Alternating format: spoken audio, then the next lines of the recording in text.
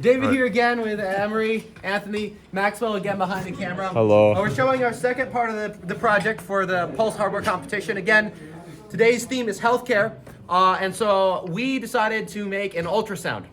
Obviously, ultrasounds are very widely used in healthcare all over, and so we're trying to show a demonstration of the ultrasound concept that you could build sort of in a couple hours in the lab. And so what we've got here, if you go over here, right, is we have a bunch of ultrasonic sensors all above each other, right? And so then we've got the stepper motor here, which is rotating them around.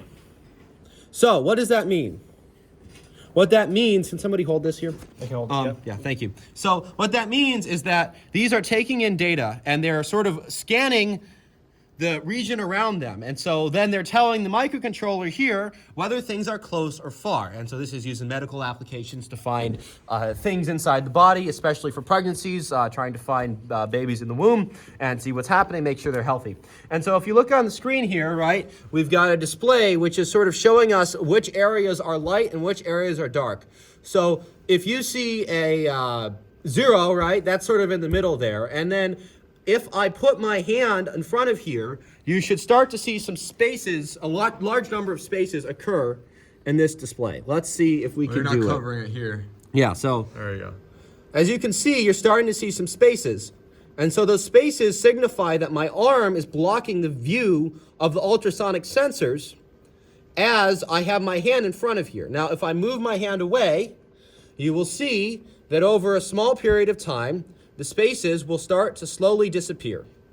And now they're gone, right? So that space indicated that there was something close to the sensor in that particular region where it was scanning, right? I can put my hand back, right here maybe this time, right? And you can see that we've got a big line right there.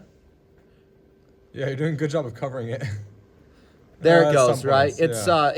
but you Got a see it's couple ways. updating, and then when you move your hand away, over time it updates back, and it gets rid of the spaces. It's not very accurate. It's No, really they're gone now. yeah, it's really only a proof of concept. But this is what we built. It really wasn't easy. We had to figure out how this stepper motor worked with no documentation. It doesn't have a part number on it, so we had to design this driver here to drive this stepper motor. So we needed some really high power resistors there, so we put 10 in parallel. Yeah, so that's 30 something ohms. And so the basic idea is that we needed a bi-directional current supply for the coils in this motor. And what that ended up doing was it allowed us to slowly step the motor. And the thing is that this is really nice being a stepper motor because it allows us to put a really sort of specific placement of angle on this thing. And so we can say, okay, at this angle, we can look in front of us. Are there things in front of us? Are there things that are not in front of us, right? And that can tell us if we have something where there's, where we're detecting something or if we're not, right? You see I'm putting my hand over here, right? And you start to see a bunch of spaces in there. Then we take our hand away and the spaces slowly disappear, right? It updates a little slow, but it works. Well, it takes a while to scan. And if you do an scan, ultrasound, yeah. if you go into the doctor's office takes them a while. for an ultrasound, right, they hold it there for a really long time. So the way that we're doing this, right, is we're taking the input of these sensors, right, and what happens is you give them a ping, a little pulse, right, and they send out a packet of ultrasound. This is sound. It's a literal wave in the air, right, and it's at a frequency which is above the threshold of human hearing. So the data sheet for this says it's about 40 kilohertz, and it sends it out and it reflects, and then the other side of it detects that sound.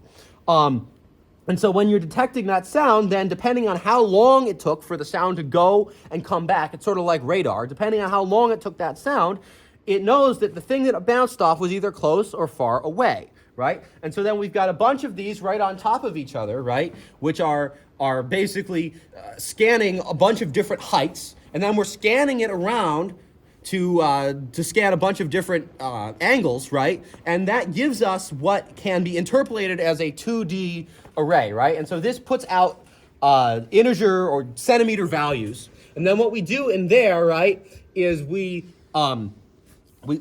we take those values, we time average them over some amount of time to get rid of a bunch of noise. These Arduinos are extremely noisy. It's very hard to get good data out of them, but you try your best, right? So you get that data out of the Arduino, and then what you do is you try to find any pattern in it. And so what we did was we had some thresholds, right? And so if the time average is below 0.5, we'll put a space.